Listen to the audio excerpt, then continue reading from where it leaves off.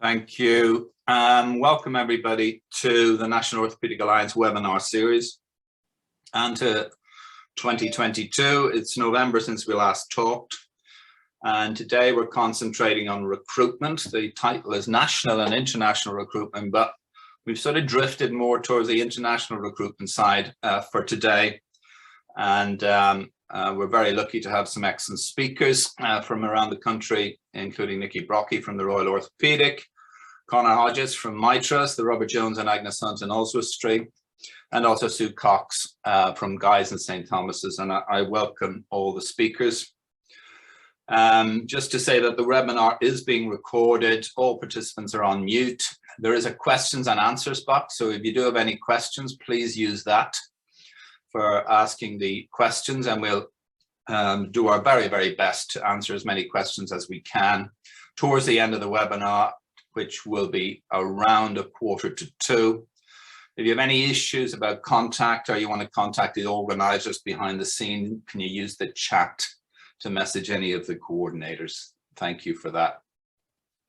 So what's been going on since November 2021? Believe it or not, we didn't know about Omicron then, so everybody knows about it now, but it certainly messed up our Christmas for a lot of people, and also unfortunately messed up our elective surgery restart for many units around the country. There was very, very little happening over Christmas and the New Year, but people are starting to get back to it now.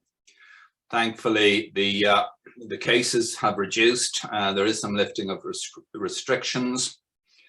But it's still persistent pressure on the NHS recovery, obviously due to isolation rules, but that's helped a little bit by the reduction from 10 to 6 days. So we are starting to get our staff back. Less patients are now testing positive. So for some of the elective surgery, many patients were coming in having routine COVID tests pre-operatively, and we're testing positive. So that caused real grief to a lot of people. Everybody knows about the millions of people on UK waiting lists. It just goes up, essentially, it goes up by about 1 million every couple of months. So the latest estimate is about 6 million. A lot of those would be big number of orthopedic cases. We're talking about vaccination now. I know Scotland has just announced vaccination for 5 to 11-year-olds, and that's being debated across the various countries. It's very clear that our recovery will be slow. It's going to get worse before it gets better. And they're talking about 2023 before we really get on board. And even that, for some people, we feel that that is an optimistic outlook. Thankfully, the compulsory vaccination of NHS workers, that's all been put on hold. So that has helped us in some respects moving forward in terms of our staffing issues. This is from the COVID surge recovery webinar recently, and it just shows you how Omicron has knocked us back a lot. Reduction in at least 1/3 of operations over the last few months. So a big problem in many areas, and that we need to now try and catch up with. This was produced in December. It's the House, the Health and Social Care Committee, House of Commons, and it talks about the backlog and what we're going to do to recover. And there is a pretty common theme out there. It's about staffing, and that unless we get the staffing right, unless we get our workforce right, we are in trouble. This is highlighted in the British Medical Journal recently, and it is a major challenge. The British Orthopaedic Association did a workforce survey late last year, and lots of people, lots of surgeons are getting ready to get out of the NHS. It's a bit scary what people were saying. 1/4 of consultants over the age of 45 intend to retire in the next 3 years. And the numbers over the age of 55, which includes me, unfortunately, that is even worse. So how we retain our staff is as important as how we gain our staff. And holding on to staff in the NHS is a challenge. Some of the culture The workforce culture isn't great. And so it's a multimodal attack on recruitment that we need. But there's certainly a big workforce problem, but everybody agrees that due to various aspects during the pandemic, things are worse than they were beforehand. And let's be honest, we did start in 2019 in a bad place anyway, so there was issues then, and it's just got worse. So we all know colleagues have decided to get out early, who are on long-term illness with both physical effects of COVID, but also the severe mental effects of COVID. And we all are getting frustrated by productivity in theatres, outside theatres. Lots of different reasons why productivity and efficiency has gone down, late cancellations, social distancing in outpatients. Where do you put the patients who are waiting to see the consultant? So there's lots of issues that have reduced productivity and efficiency. But the common theme in all these papers is international recruitment must be a big part of the agenda. And so we are here today talking about it, and I wish to welcome our three speakers. Nikki Brockie is from the Royal Orthopaedic in Birmingham, and their process is much in the way of in process. And she's going to start off with what's happening in Birmingham, and especially around elective orthopaedics at the Royal Orthopaedic Hospital. We'll then go on to Connor, who's a superintendent radiographer, and he's overseen a very successful recruitment project in our hospital at the Robert Jones and Angus Hunt Hospital around radiography, which we had a big problem before the pandemic. He'll let us know more about that. And then finally, Sue Cox is in Guy's and St. Thomas's, and they are ahead of the game, the way I see it. And hopefully we'll learn a little bit about tips and tricks, how you get these people, which countries you get them from, are they happy? Are they going to stay with us? So these are all the issues we're going to discuss today. At the very end, I'll switch across and I will host some of the questions. So for the speakers, if you see my face going up, it means that I'm asking you to wind down your presentation if you can and go to your final slides. Otherwise, we will not hassle the speakers. So thank you for that. What I'm going to do now is going to go across to Nikki. So Nikki, I'm going to stop sharing right now, and that should allow you to share your slides, okay? So I've stopped sharing.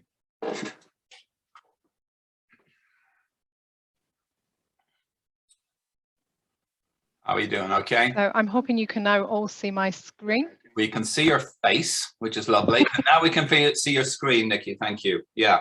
And if you go on to slideshow, that's perfect.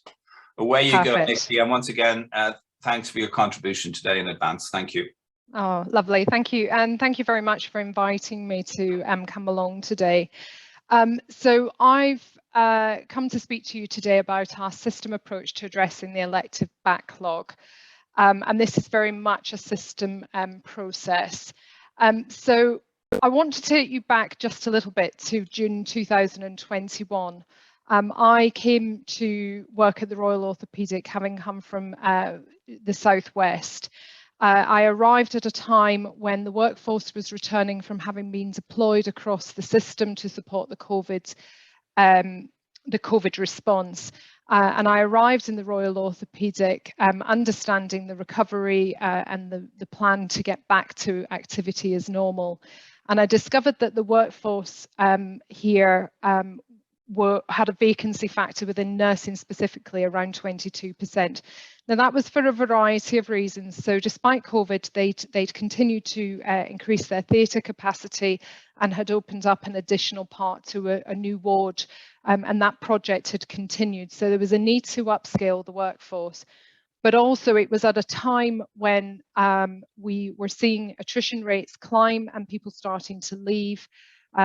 The workforce, from a well-being point of view, had obviously been redeployed into different areas across the system, and there was a need to really support them back into work and then start to look towards the future.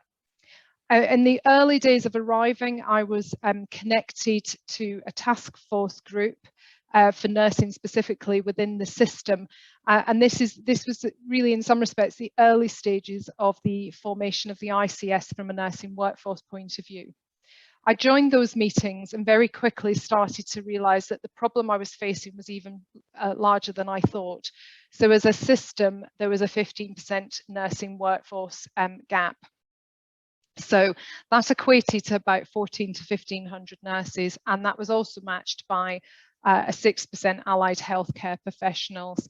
And the 150 is actually specifically around radiology, which was really key to what will come next later on in the slides. Prior to arriving here, I'd been involved in the Southwest in leading a health education funded project to look at the development of new roles and to bring on registered degree nurse apprentices and to support a strategy for that. So I was well versed in what the national challenges were around workforce. And I found myself kind of going back to my early drawing boards and thinking, where do we start? The system was coming together at a time when it recognised that there were still challenges around COVID, but that we needed to start to address the backlog. And my next point here is that what we realised very quickly was that to bring on some additional capacity within the system, not only did we have this huge workforce problem, but we were going to need probably an additional 274 nurses just in the system to start that work. The system's attrition rate was sitting at 12%, with people retiring, relocating, and I could go through loads of data with you that I'm sure you've all seen. The 5-year history for growing staff was only 265. So in the last 5 years, the workforce had actually only gone up by a small margin. And we were struggling to get joiners. We were finding that the student nurses in the system just weren't coming to work for us. They were making decisions to take time out and going elsewhere. So I sat in the early stages in meetings thinking, where do I start? My next slide is just to give you an idea of some of the shrinkage that was happening that we were recognising within the workforce. So it was a real challenge in those early days to think, I'm working at the ROH, the ask is to support the backlog and the recovery, but actually if I look to the system to try and recruit additional staff, they're probably not there. And how do we start to work together? So I'm not backwards and coming forward. So I started to ask questions around international recruitment. I'd worked in a system where we'd had a system approach, though geographically we worked slightly different due to the layout. And I knew there was what they called a hub. So I started to ask the questions and say, have we got a hub? I'm a very small provider. I don't have the infrastructure to deliver what I would need to deliver at scale. So I needed to look external. And what I recognised very early on was that there were pockets of international recruitment going on. So big provider in Birmingham is University Hospitals Birmingham. They were delivering their own international recruitment plan, and so were Birmingham Women's and Children's. But actually, for somebody, for a hospital of my size, to be able to put on the OSCE training and to go out to procurement and deliver at scale what I needed to, that was not, that wasn't, it just wasn't going to happen, and it wasn't cost-effective model either. So I was then approached and asked by the chair of one of the meetings to start to bring together a working group to talk about bringing a bureau together. So 3 of us came together from across the system. So one of them was the workforce ICS lead, and then the other one was the workforce lead for University Birmingham. And we started to look at what do we actually need as a system. How do we work collectively to bring an international nurse recruitment plan together to support the smaller providers, but also taking into account what the larger providers will need?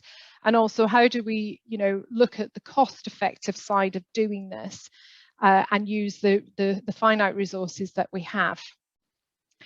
The risks were really easy to identify very quickly. If we didn't do this, we were going to run out of nurses within the system. Our gap was going to continue to increase. And realistically, there aren't very many other options at the moment. Yes, there are huge pieces of work going on around training and recruiting nursing associates and all sorts of things, but they're not there yet. I was also faced with arriving here to find that our nursing associates that we'd planned for had been stalled in training. And so I realised that I was 1 year to 2 years away to be able to utilise them within my workforce. We also knew from a system point of view, we were never going to deliver an elective recovery plan if we didn't start to think slightly differently.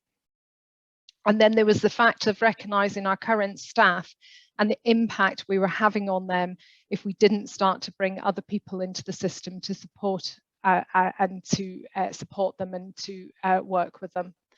And it was really recognising that staff were burnt out and there was still a huge ask on them. So we early on recognised our interdependencies in the approach that we took. So our approach has been to bring together a system bureau which covers international recruitment. Now, in the early stages, we just set out to look at this from a nursing and midwifery point of view, but actually in recent months, we've also included allied healthcare professionals. Our plan was to go for 500 international nurses, midwives and allied healthcare professionals over 2 years.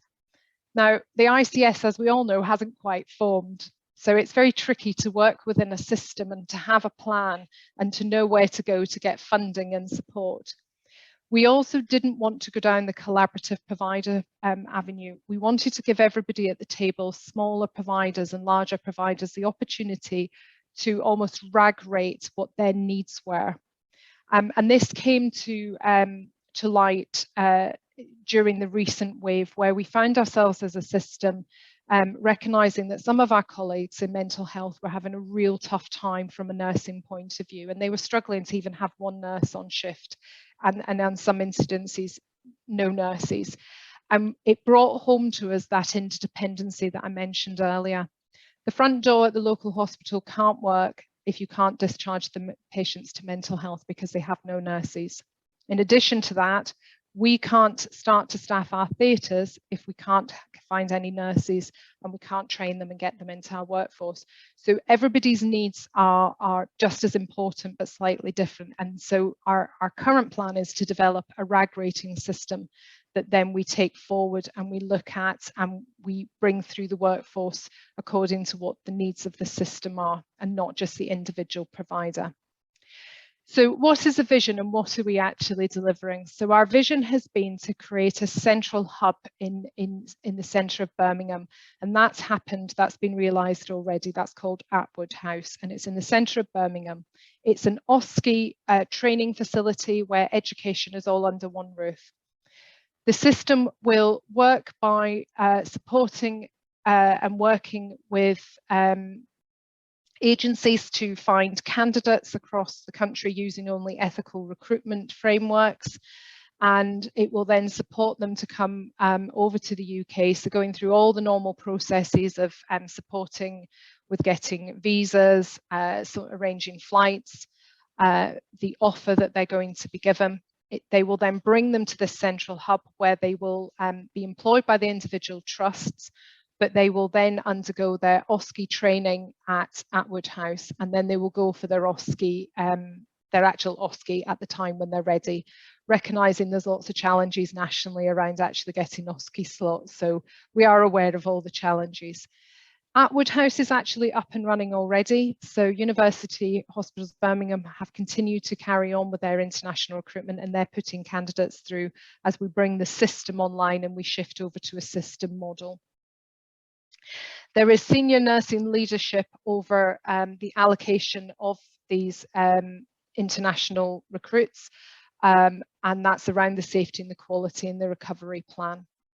It's a standardised approach with good practice. And then a few weeks ago, our investment committee for the ICS had its second meeting, and we took a business case to that meeting where we asked for the infrastructure for the staff, and we also asked for the funding to support being able to do this. We did think we might be challenged to get it all through, but we actually did get it through, and they are supporting us. They're underwriting it, while each individual organisation has obviously had to sign off and agree to the numbers that have been put forward. Now, we had a little bit of chicken and egg because, as a few of you may be aware, the NHS E&I monies came out, or the ask came out, to support international recruits. So we did a piece of work again as a system, very much coming together and deciding what we all needed. And that bid had actually gone in long before we took the business case. So we were delighted when we were awarded that money and we were able to offset what we were asking the system to underwrite. The other challenge that we've got is around the relocation package. So we understand that we're in a very finite market, that the rest of the country has gone long before us. And I'm aware that in some places like London and the Southwest, there's some excellent pieces of work going on. So we're now coming together to have a parity of offer. So what that means is we're looking at the relocation package, we're looking at the accommodation package. While we recognise we perhaps may be in competition with other people in the country, we don't want to be in direct competition with each other. We want to work together in a system approach, and we want to be on one page and really bring it together as tight as possible. So, like I said at the beginning, we are in the early stages. We've set up a programme board from a governance point of view, which sits every month and is starting to bring these pieces of work together. We're developing at present an MOU for each stakeholder, and that's to set out the battle rhythm really of how this is going to work moving forward, and to make sure that everybody's needs are taken forward and are supported. We're creating a RAG system so that we can rate who gets what staff and when and what the need is, recognising that the bigger providers may view it as they have a greater need, but actually not forgetting that for us here at ROH to be able to deliver that backlog, I need theatre nurses. And if they're allocated to the bigger provider, I will struggle to recruit to them. So it's very much about everybody being at the table with a fair share. Developing an international marketing campaign is underway, and we've just appointed somebody into doing that. And then we've established some task and finish groups. So these are looking at procurement, contracts and finances, and then the human resource side of it. So that's very much around the JDs, the offer that's on the table. Are we going to recognise previous experience? And then education. And this is the bit where we're really quite excited. UHB had already recruited a couple of really experienced international nurses, and they've actually now joined our team that's been put together and will be delivering the education, so very much homing in on that pastoral side as well. We'll have quarterly reviews, and then we're developing a finance performance and reporting regime back into the ICS as opposed, while we'll all individually report into our own organisations, we'll do that essentially. And the idea is to work together to address the problem. And that's the end. Thank you very much. Thank you, Nikki. That was excellent. So you're in the process. Have you actually recruited any international recruits as yet? So ROH has historically had one or two, but like I said, we couldn't support the bigger infrastructure. So we haven't had any in the last year, but University Hospitals Birmingham and the Birmingham Women's and Children's have. So we've already had some excellent candidates from that point of view. We're hoping to start to have our first international recruits early in about April time. But what we're actually doing internally at the moment is looking for anyone that's here that we can support that may already be a registered nurse but hasn't been able to access OSCEs or training, and support them through. So we only really got the green light from the finance point of view about 2.5 weeks ago. So it's all steam ahead now to try and get everything moving. Okay, so the money's in place and you're now ready to go. That's great, Nikki. If you could stop sharing now, that'd be great. Thanks. And I'm going to go to I'll go straight across to Connor. Connor, if you could share your screen, Connor, and then we'll move from there. Excellent. We got you. Yep. Well done. So I just welcome Connor again. Looking forward to your presentation, and away you go. Thank you. Great, thank you. So yeah, today I'm just going to talk a little bit about the international recruitment of radiographers as we experienced it at Robert Johnson Agnes Hunt. To start off with, I'll just go through what I'll I'm going to talk about. So we'll go through the problem and the background situation that we had, the solution we came up with, the process of how we went about it, challenges we encountered along the way, and the successes and what went well. I'll summarize at the end with a few key points, and then I'll talk about where I see it going forward from there. It's quite a lot to go through in the time we have, so I believe there'll be an opportunity to ask questions, so I can hopefully pick up on any details at that point. Okay, so just to begin with, we had long-standing recruitment issues at Robert Jones and Agnes Hunt. There's a number of reasons for that, particularly for radiographers. The first being that it's a rural area, there's a lack of accommodation. It's a specialist organisation, which means we have no AOE or A&E or trauma, which is unattractive to newly qualified radiographers. There's the 16% national vacancy rate in radiography, and we had a 75% vacancy rate at band 5 level for radiographers at this trust. Then COVID hit, and along with the introduction of very heavy IPC controls, which massively affected our capacity, we also saw an increased referral rate once the elective activity restarted, all of which compounded the problem. So we initially, our gut reaction was to go for agency, but we found it difficult to attract agency, again, partly because of our location, very high demand countrywide, majority of the people live near cities, which had need of them there, and pay rates. What was the other issue? We weren't able to be competitive with what Wales was offering just across the border. So this solution we came up with was we put a paper together for the senior leadership group, where we put a number of different recommendations forward, including international recruitment. We also put a recommendation forward for modular X-ray rooms. The option to international recruit was approved and supported by finance. The option for additional rooms was not. So therefore, we needed to look at achieving three things. The first was filling all of our outstanding vacancies. The second was to recruit sufficient staff to make up for the capacity loss and to implement shifts to extend the working hours of our existing rooms to make up for not being able to have additional rooms. We approached a recruitment agency, Sanctuary. We did not want to stop trying to recruit nationally, so we pursued both simultaneously, and we had an allowance to over-recruit by three whole-time equivalent due to our history of recruitment issues. So we found applicants via the recruitment agency. We wanted to try and consider the knowledge and training and the differences in different countries for radiography, which is incredibly difficult. I think it's impossible for someone to know all countries and all of the variables, especially if you've never had first-hand experience working there.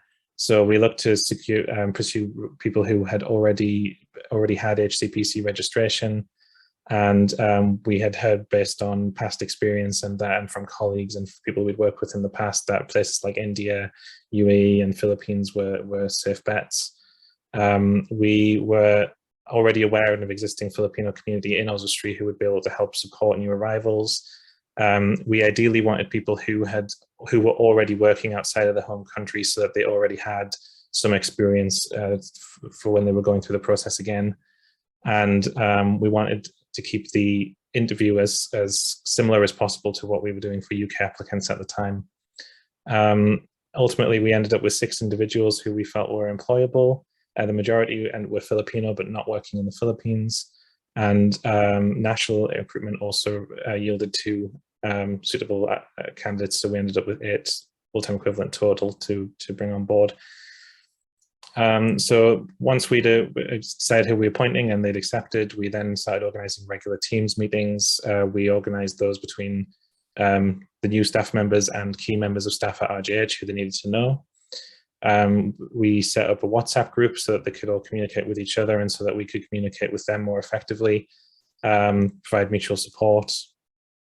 We started providing training on IRMA and doing some of the things that we could get ready prior to them arriving, such as helping them get set up with local GPs and getting their uniform sizes and those sorts of things. The agency was very supportive and very helpful in terms of dealing with getting the candidates to the UK, so assisting with visas, organising flights, isolation hotels which were required at the time. Bearing in mind that at our organization, there was only myself, Eric Hughes, the radiology service manager, and Heather Rowley, the HR business partner, who were dealing with all these, and we all had our own full-time jobs. So dealing with 6 international recruits coming over at the same time and 2 national recruits was very time consuming and very difficult. And I think it probably would have been impossible for us without the agency's support. We discovered quite late on that the candidates were planning on bringing children with them immediately, which was a oversight that we hadn't considered earlier at the planning stage. We probably should have. But that meant that we had to ensure that the organization, the accommodation we'd organized for them was appropriate. So it wasn't just going to be one individual, it was going to be an individual with children. We started paying salary immediately so that they could start attending trust induction virtually and training virtually, but while they were in isolation hotels. And also they need that to be able to secure accommodation. In order, if they want to be able to start renting, they need to provide evidence that they have a secure income. So post arrival, we greeted each staff member as they arrived. We provided them assistance with bus routes and local shops. The staff in the department assisted with like setting up childcare, getting in touch with local schools, providing all the basics that they needed. For starting work, we anticipated there would be a 4-month induction period. We focused primarily on IRMA and pause checks, as we felt that was likely to be the biggest gap. Most are now signed off. We still have 2 who are due to be signed off by the end of this month. So just to give you an idea of the timescale on that, we're looking at, so we made the decision to nationally recruit in September 2020, and the final sign-off is now February 2022. So it's about 1.5 years. The fastest we were able to get anyone through was by October 21, so that was about a year. So in terms of challenges, expense is the big one. It's really important to agree and set a budget at outset. You need the financial support. I don't have all the figures in front of me, but I do have it on good authority that it was around £10,000 per person to get them here. The accommodation was very difficult, very hard to find, very time consuming to secure. The 1 month that we provided was not sufficient. We really needed to provide longer. I'd say at least 3 months, just because of how difficult it was for the candidates to find their own accommodation after they arrived. Logistically, it was very, very difficult. There was a great deal of work needed to go in from the 3 of us who were involved in order to facilitate all of this. I think with hindsight, a dedicated full-time recruitment manager would be needed to really to deal with this level of recruitment. Family, again, they brought children with them. We should have foreseen that. We employed 6 people, 11 people showed up. So yeah, we have to consider that in terms of the accommodation that we're providing for them and other things. There's a long ramp up time at induction. So it's important to recognize that, especially for other stakeholders and senior leaders who might be anticipating the benefit to be realized immediately as soon as they arrive. There's actually quite a long process of inducting, getting and training after arrival. And utilization, we have the staff here that we've started to enable evening and weekend shifts as they've been getting signed off, but we need to align the activity with that capacity in order to see the benefit, and that's something that we're still working on. So in terms of successes, the decision to go with an agency, Sanctuary, was invaluable. They took a lot of the pressure off in terms of organizing the tasks. They had the experience already, which we didn't. It was the first time we were doing this. So they were very helpful with us on that front. The Teams meetings were very successful, helping everyone to get to know each other. WhatsApp, again, just allowing that level of communication with people who are all in different countries and different time zones. Using an instant messaging service was invaluable to help communicate with each other, but also us with them in terms of answering questions and finding out how far along they were with things. The resilience has been invaluable. Being overstaffed by 3 full-time equivalent has been, especially now that they're mostly signed off, has been very helpful as recently with the amount of Omicron that's been going around. And we did achieve our target to restore our capacity. We've hit our target for capacity restoration, and we just need to deal with aligning as utilization of that capacity, and which is something that I want to work on going forward. So just to summarize, it's a medium-term project. We're talking 1 to 1.5 years. It's not going to be an immediate quick fix. All previous recruitment problems are still an issue. So any new vacancies that arise will take at least a year plus to fill. Don't compromise on the interview. It was really important to make sure that we maintained the standards of interview. The pastoral support is incredibly important. The support in terms of community accommodation, where to get your food, travel routes, all of these things, they're vital. And then, so in terms of going forward, what I want to look at, so the issue I see going forward for us is that we now have 11 Band 5 radiographers, most of whom are very experienced. They're all rapidly approaching Band 6 competency level, but we don't have any Band 6 vacancies for them to go into. So they're going to start leaving, which is they will likely go to other NHS organisations, so it's benefit to the NHS. But in order for us to retain some of the recruits who we've put so much time and effort and work into recruiting, I'm pushing for us to approach linked grade posts, which would allow our Band 5 radiographers to progress to Band 6 without there necessarily having to be a vacancy available. That's an ongoing thing. So going forward in terms of recruitment, I'd like to continue to try and address the long-standing issues with attracting candidates. Would like to pursue both national and international recruitment side by side, sort out the problems we have with on-site accommodation, look into apprenticeships. Radiography apprenticeships is something that's being pushed, and I think is a potential solution. And also providing opportunities for staff who already work in our organisation and live in the local area, but don't have the qualifications to pursue a degree. And that's everything from me. Thank you. That's really excellent, Conor. Thank you very much. You've covered just about everything we wanted to hear. It'll come up in question time, and I might pose a question is to do with, so the capacity has increased, but the activity hasn't. But we can talk about that later and what you think are the reasons for that and how that's going to be addressed. But thanks for a really interesting presentation.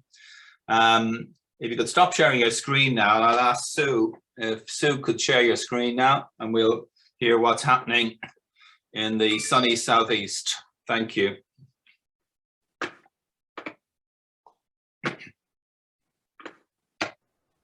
Okay, can you see my screen? Yes, so that's looking good. And if you go on to presentation mode, that'll be great. Gosh, I followed this because it's done the duplicate slide again. There you go.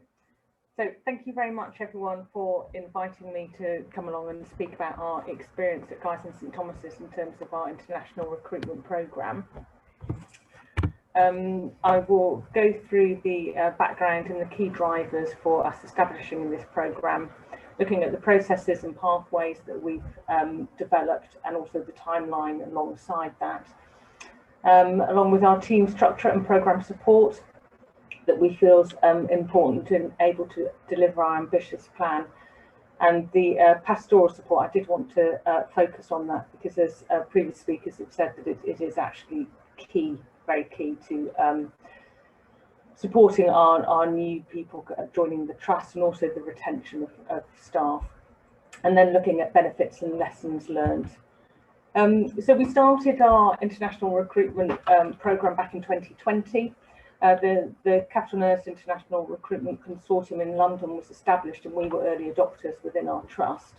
And the reason we did this, because back in February 2019, our vacancy rate was 12.8%, and although favourable to other London trusts, it was steady at that level, and we do have a steady staff turnover, being obviously a major city, and we've seen that our vacancy rate has actually increased to 13.6%, and it's remained that since February 2020, and is that today. Brexit created uncertainty in our workforce supply. As everyone knows, there were at that time 44,000 national nursing vacancies, with the reduction of students joining training programmes. So what we wanted to do was focus on our priority area, which at the time was theatres, that had a vacancy rate of 20.8%. So we committed to recruiting 100 international nurses in 2020 and 2021. So last year, we actually increased our international recruitment requests, and the reasons we did that were for all the things that actually Nick has described in terms of the impact of COVID. We were seeing that within our workforce at Guy's and St Thomas's, and we're well aware of the benefits of increasing our nursing supply and the interdependencies, again, that Nick has talked about in terms of current staff retention and supporting the health and well-being of our current staff so they didn't feel burnt out, and reducing those vacancies, and also supporting our increase in activity as we try and recover post-pandemic. So we did submit an ambitious expression of interest to NHS EI, and that was, as Nikki described as well, that was before we had our business case signed off at our trust. So we have asked for a further 450 international nurses to join our trust in this year. And what we did do is we expanded our agencies that we use. So we're absolutely committed to CapitalNurse Consortium, but we also provided 3 direct awards to external agencies, and I'll talk about ethical recruitment in a minute. And we established an international recruitment programme board for governance purposes. So in terms of the processes and pathways, we used our neighbouring trust's OSCE preparation course because we didn't have one established in our own trust. And whilst that was really helpful in starting our recruitment pathway, what it did do is it also supported us in learning and developing our own staff so that we could establish our own OSCE programme at GSTT, and we commenced that in January last year. We established an interview and recruitment pathway with the clinical services that we were recruiting into at the time. As I said, initially theatres, then moved toward critical care recruitment, and we've got designated leads within those services that have set days to review the CVs that receive and also the interviews. We established a bespoke international recruitment preceptorship study day that then leads on nicely to our general nursing preceptorship programme. And we've also established a robust pastoral support programme and a lead to deliver that within the trust. Our international recruitment, it did expand to paediatric theatres, general nursing, maternity, and also now increased to paediatric and adult critical care services. As I said, ethical recruitment is absolutely a key driver, and the ethical framework is used within the CapitalNurse Consortium and also with the external agencies that we have utilised. And there are 2 particular agencies that have some very good programmes of work that we were really interested in and wanted to support. So one of them actually provides training and support within their home country, developing nurses, not just those that are going to come across abroad, but also those that will stay.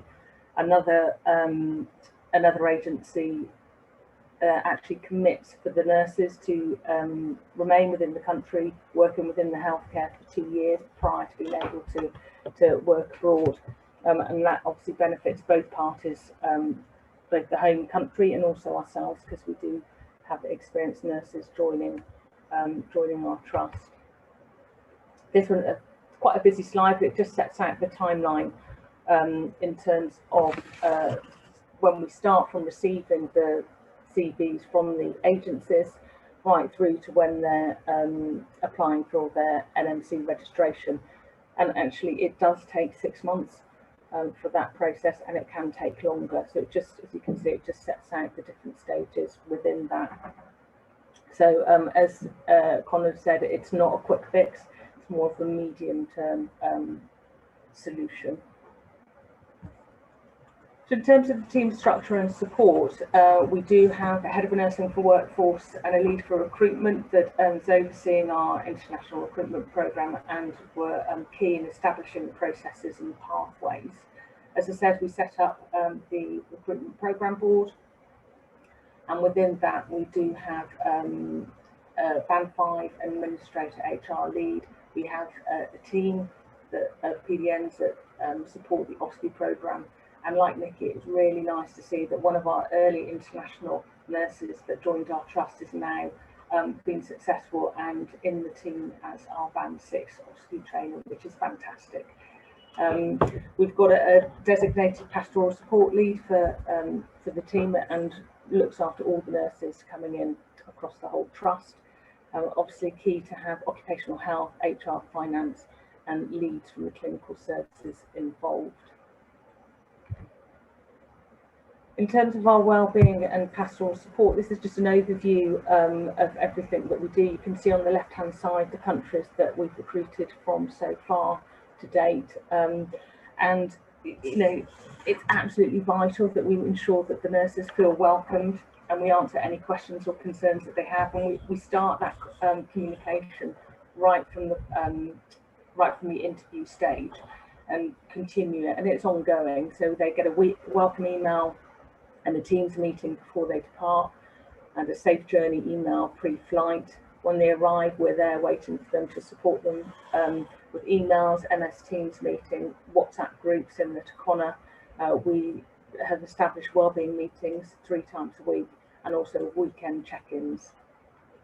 We give them a tour of the local area, not just the trust. And as I've said before about retention, absolutely key. So we do a bespoke study day for our international nurses, but also career development and retention conversations. So just a little bit more detail about the pre-departure and arrival pastoral care that we provide. So ensuring the rooms are ready, they've got their welcome packs with the duvets, pans, cutlery, groceries and a welcome folder. Talked about the WhatsApp group and the meetings and the tour of the local area. Making sure that they've got all their occupational health appointments, Oyster cards, their biometric resident permits, bank appointments, looking at local and corporate induction, also ensuring that they've had all their vaccinations, lateral flow tests, helping them register with GPs, where they can find local groceries, and also letting agencies. We provide accommodation for 1 month and support them in finding accommodation thereafter. So we do provide the OSCE training, and we're very keen for feedback in terms of how people find the training and what we can do. And as I said, absolutely delighted to have one of our international recruitment nurses actually delivering that training now as well. We send them congratulatory emails and also offer support if they don't pass. Support them with their NMC registration process and looking at career development and retention. So some of the things that we've got in development at the moment are a support group and a forum, because we do have nurses that will be working widely and broadly across the organisation. So we do want to ensure that they can come together and get that support. We've held kind of festive events for them as well. We're constantly seeking evaluation and feedback, which has been very good to date, and looking at that ongoing career development. In terms of the benefits, it's only one part of our recruitment and retention strategy. As other people have discussed, we continue with our local and national recruitment, and also our education and development for our current staff and local residents in terms of apprenticeships. Working with multiple agencies alongside the consortium has really allowed us to expand and increase the pipeline of nurses joining the trust. We do have a broad range of countries that the nurses are coming from, and I think that is very important, so you're not just recruiting from 1 or 2 countries. and also recruiting experienced nurses, as I've said. One of the agencies also provide an OSCE ready programme. So that's whereby they start the training in the home country for the OSCE, and once the nurses arrive in the country, they provide accommodation and continue that training, and also book them into their exams. So they join the trust once they are ready and have passed the OSCE.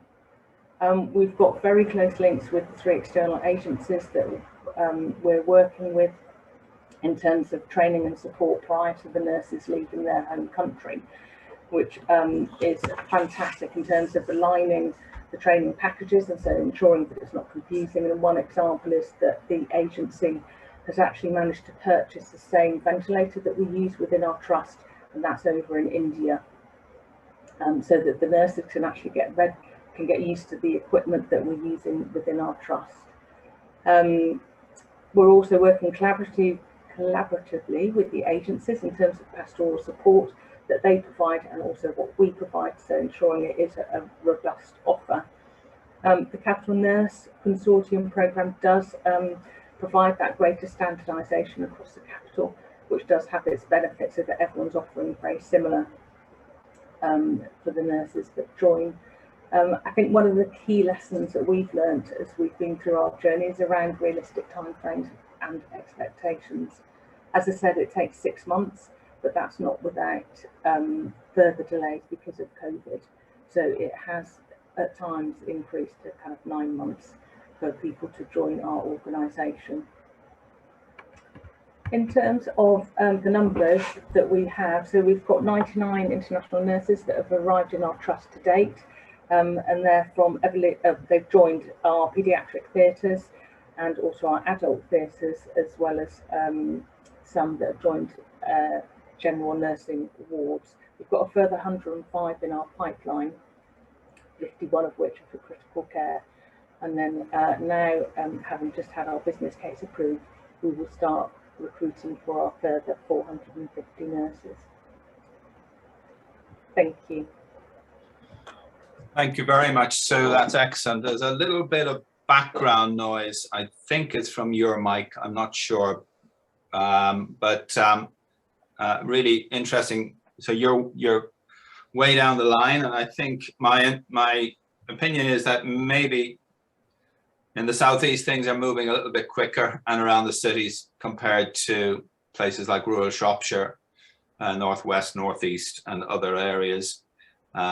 Where there isn't a national community that international recruits can sort of slot into, and that seems to be an issue. So what I'm going to do now is go to some questions, if that's okay. So what we'll do is we'll just have the panel pictures up and we'll just field some questions.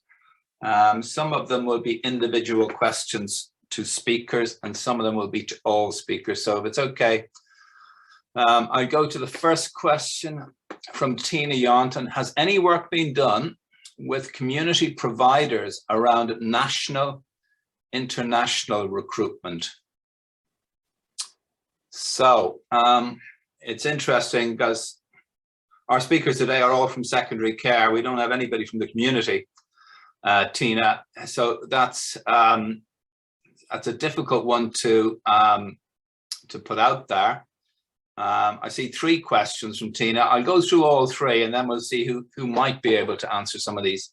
Tina's second question is thinking about how we support virtual wards, reablement, rehabilitation, pre and post surgery. The community workforce has the same problem recruitment as the acutes. And Tina again, so a whole pathway approach to recruitment would be marvelous. So I get where you're coming from, Tina. Does anybody want to take this question up? It's about community recruitment. We have concentrated a lot by accident on secondary care, but the whole musculoskeletal pathway goes right from the patient through community and onto secondary care. Sue, did you want to say something there? Yeah, thank you very much, Cormac. Whilst I can't provide a detailed answer, what I can say is that we are actually wanting to recruit to community. We are a community provider as a trust for the South East, London, and we are starting to request community nurses. Not in great volume, so we're wanting to recruit 20 full-time equivalents, but it's early stages, but absolutely happy to share our experience as we progress with that. That's great. That would be useful, Tina, if you could make some direct contacts with Sue. We'll see, can we facilitate that? Maybe Nikki might be able to help us, because presumably, Nikki, by working through system, you are including all your partners, including the community trusts. Yeah. So presumably your plans are to recruit to the community as well. Yes. So because of the approach we've taken as a partnership, the community is heavily involved, and they've put forward what they need from international recruitment as part of the numbers. So while our numbers aren't individually as big as what you're experiencing, Sue, in London in one trust, we're looking at that across our system, and part of that is community. So very much at the infancy, and it'll be interesting to see how Sue gets on. Actually, we might come back and ask, did you have any success? And if you find mental health nurses, well, just share. So there are some challenges, and one of the conversations we've had to have is around, if you can't quite get the type of nurse that you need, can you do bolt-ons? So can you use education? So bring in maybe an adult nurse and then give them the training that they need to be able to work in the community or to work in mental health. So it's very much looking at things slightly different to what we traditionally do in the UK, which is we kind of pigeonhole, you're either a mental health nurse or you're an adult nurse or you're a midwife. Actually, that's not the model that's internationally out there or recognised.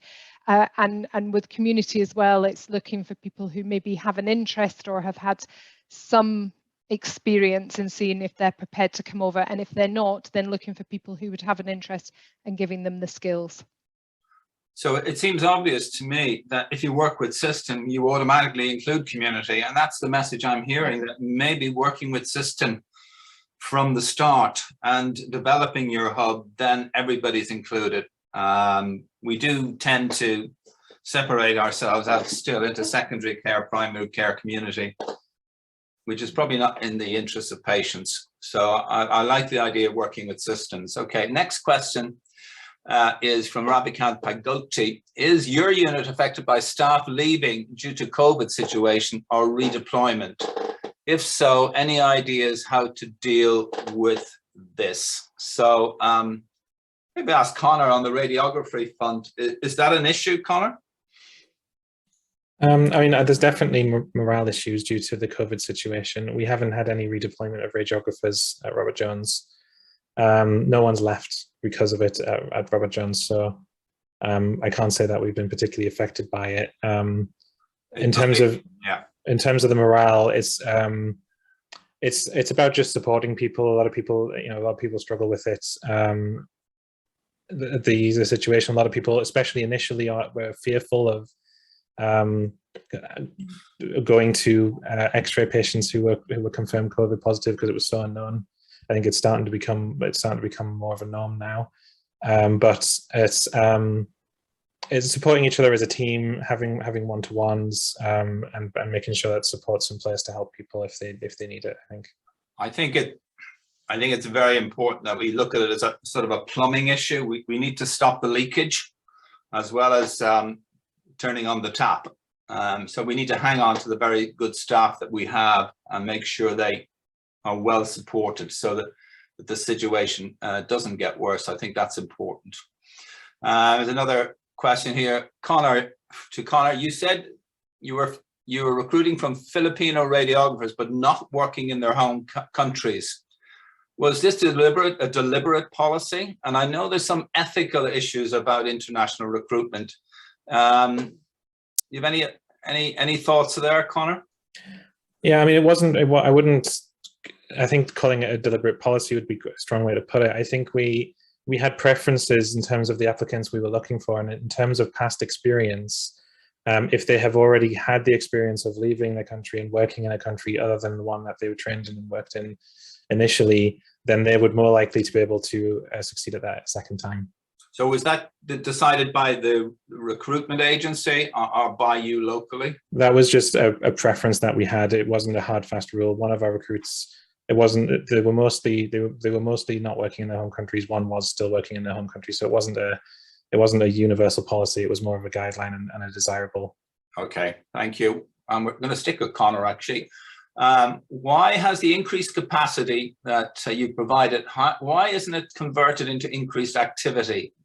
Can you explain that? Yeah. I mean, it's a difficult one. It's a complicated issue, but if I can just talk about all of the modalities. So particularly in terms of international recruit, we're specifically talking about X-ray because that's where all the vacancies were. So we're talking about X-ray capacity, and the same staff also support theatre capacity. And what we found was that when we looked at our MRI and our CT and our ultrasound, at the time when we started making these decisions, we put bids in for additional temporary modular buildings for all of the above. We didn't get any of it apart from for ultrasound. So ultrasound restoration was supported by additional ultrasound rooms. All of the others, X-ray, MRI, and CT, were all supported by, we had to extend the working hours of our existing equipment, and that has worked extremely successfully in MRI and CT because they're now at 100%. But the issue with the X-ray is that the X-ray has to be aligned with when the consultants are in clinic in outpatients, because the pathway is that the patient sees the consultant decides what X-ray they want, or it doesn't have to be the consultant, a member of the consultant's team. They have the X-ray, then it's reviewed immediately the same day. And we just haven't been able to enable a situation whereby we do the X-ray at a different time to when the clinic is happening. Okay, thanks for that. That might be a bit frustrating for finance there, is it? That they put the money in and there's no increased activity? Are you getting some grief about that? No, I'm not. There are other issues with finance, to be honest, which I won't go into. But. Lovely. Okay, thank you for that, Conor. Okay, this is a general question. How has everyone coped with unexpected family issues? I presume that's family issues related to those recruited. Staff bringing extended family. I think we've heard a bit about that. Staff arriving pregnant. Staff needing medical treatments prior to starting work. I think I might just go to Sue for that one. Sue, can you tell us some stories, or is this... are these issues real? Have you come across them? Sue, thank you.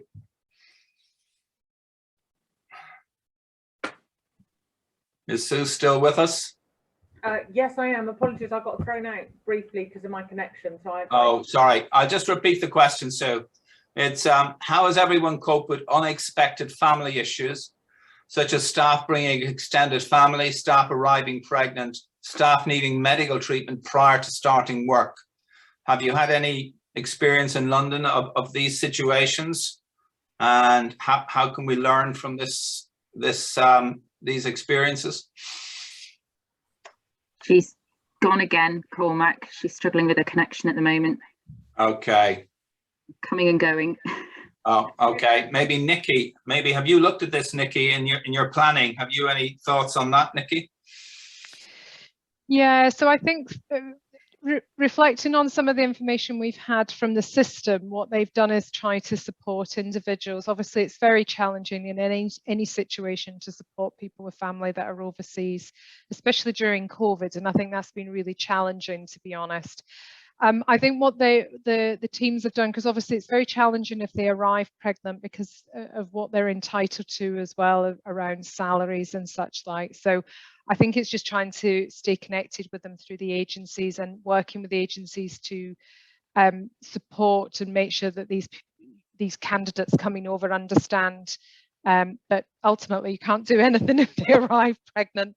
It's a bit late. Lovely. Sue, are you still with us? Can you hear us? I know you've had some connection problems. Yeah, I can hear you. Thanks, Cormac. I'm just wondering if you have any experience of this area where unexpected family issues.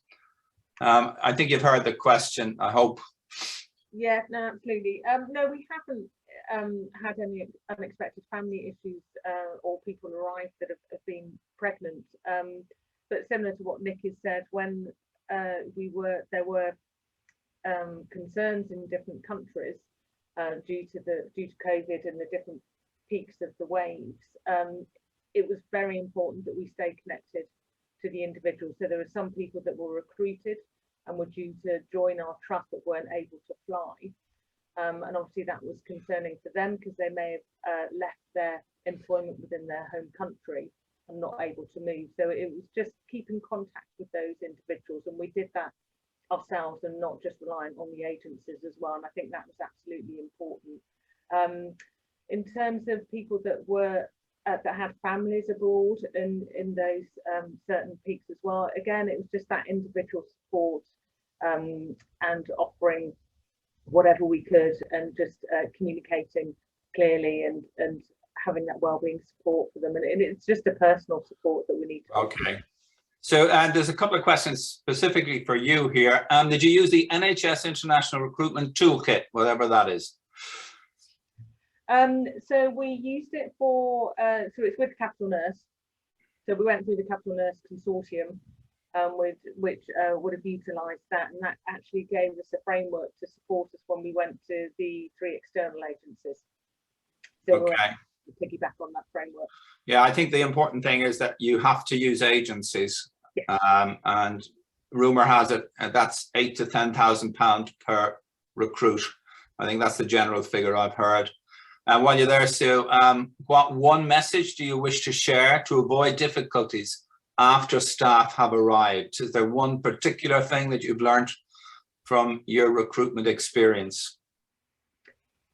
Yeah, I would say it's the pastoral support. So it's absolutely keen having one person or a lead that triangulates all the support that's offered and that contact.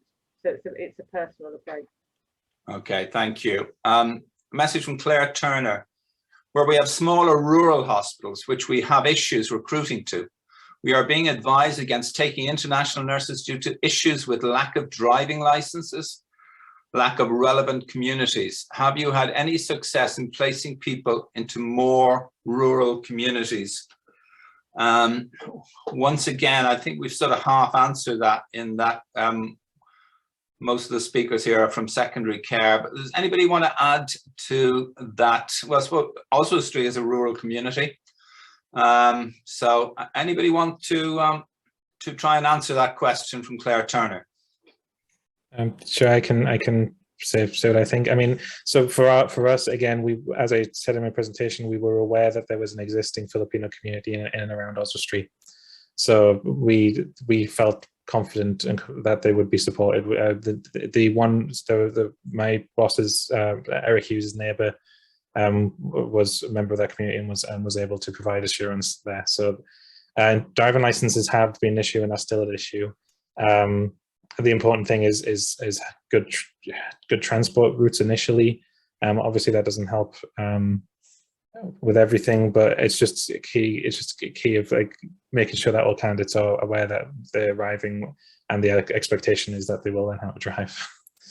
Well, I think it is an issue for rural communities recruiting, even outside a pandemic. You know, Oswald Street is quite a large hospital in the middle of a field in rural Shropshire, and convincing people to leave London or Birmingham or Manchester, Glasgow, to leave the cities to come to us has always been a challenge, I think, especially around nursing care. But thanks for that answer. Okay, we'll go on to an answer for a question from Deborah Hughes. Hi all, thank you for your webinar.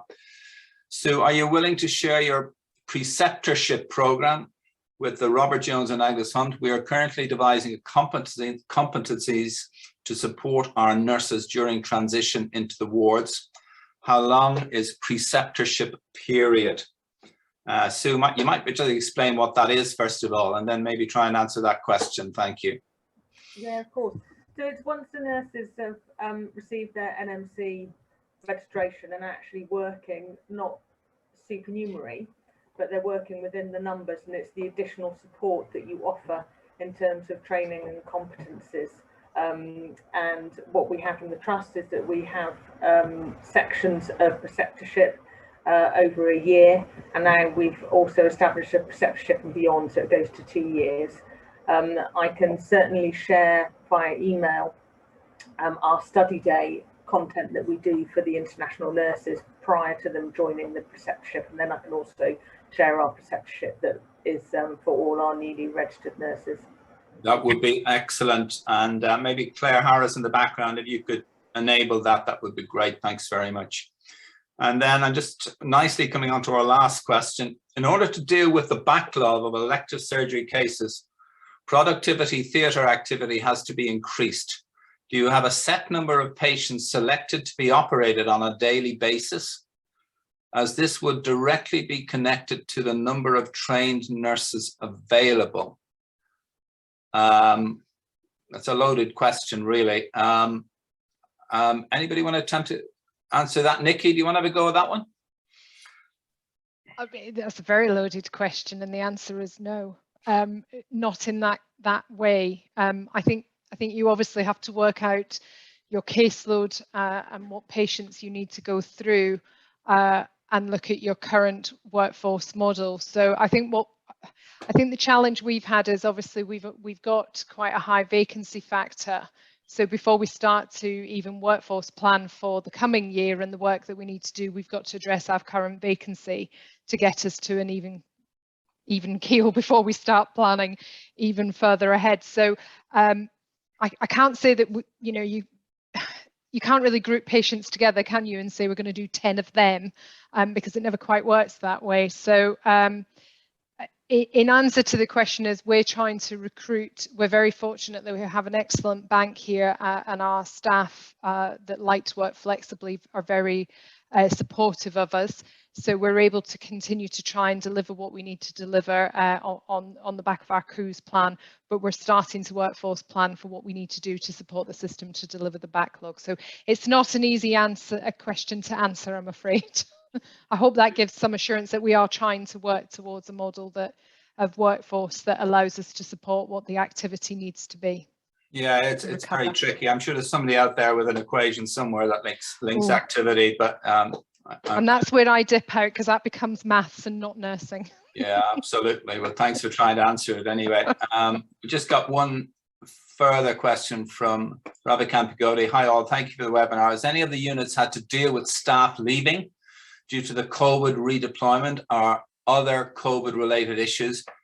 Any ideas how to tackle this situation? We've sort of mentioned a little bit about that, about stopping the leakage, as well as recruitment, and that has to be part of the whole policy on workforce. It's not just about getting more people in; it's making sure the ones we have are happy and supported, and that's really multidisciplinary. But especially, I think, on the whole area of mental well-being and making sure people are feeling okay and happy in their job. Anybody want to add a bit to that? Any tricks and tips? Maybe Sue, do you have anything to say on that one? It's something we've absolutely experienced as within our trust, and as you say, Cormac, it's the health and well-being and the support that you provide to the staff. The other thing that we're looking at as well is looking at kind of different roles, because we're conscious that people may not just want to work clinically 100% of the time. So could you do kind of like a hybrid role where they're part education, part clinical, or part audit, part clinical? So we're looking at those aspects as well, just to provide that additional release to staff, conscious of the potential kind of burnout. Okay. Right. Well, I'm going to wind it down there, and I just want to say thank you to everybody for joining us. Just to say, we run these webinars. The plan is for 2022 to run these webinars on a 2-monthly basis. The topics are precipitated by the members and contributors to the National Orthopaedic Alliance, and this was a topic that was pushed last year. We probably could do it again, because we really haven't talked about nurses or therapists or various other issues. So there may be a part 2 to this in the future. And just to say, our next event is on April the 20th, where we're talking about never events and serious incidents, and how we can learn from these, and what are the processes to make clinical governance better as a result of these unfortunate incidents. So that's the plan for April. I just want to say on your behalf, thank you to all the speakers for giving up their time here at lunchtime. I'm going to wind things down and say to everybody, just stay safe and have a good day. So thanks for everybody in the background in the NOA for helping organize these events, in particular Claire, who's in the background there all the time, and Fallon, thank you very much for that. I'm just going to close it there and say thank you very much. Bye now. Have a good day.